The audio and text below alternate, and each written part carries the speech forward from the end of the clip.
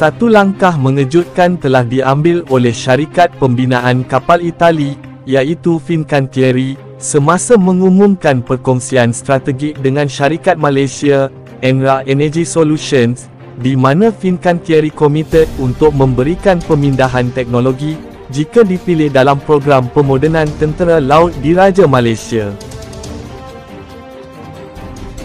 Apa yang menjadi perhatian ialah janji pemindahan teknologi yang boleh diberikan kepada Malaysia, di mana kerjasama itu termasuk pemasaran bersama kapal Fincantieri, serta rancangan jangka panjang untuk pemindahan teknologi dan penyelenggaraan tempatan.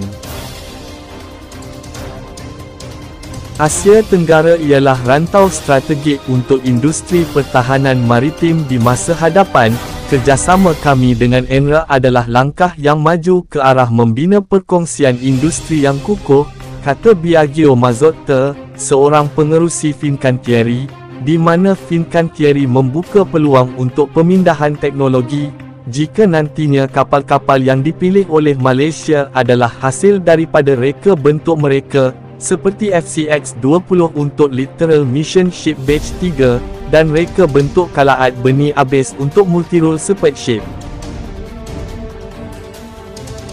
Syarikat Fincantieri dikatakan sangat serius untuk mendapatkan projek ini, malah bersedia untuk menyesuaikan reka bentuk dan spesifikasi kapal mereka yang mengikut keperluan tentera laut Malaysia, dan jika kapal buatan Itali ini dipilih, Malaysia bukan sahaja akan mendapat kapal yang canggih, tetapi juga kemungkinan membangunkan keupayaan industri pertahanan maritim domestik melalui pemindahan teknologi.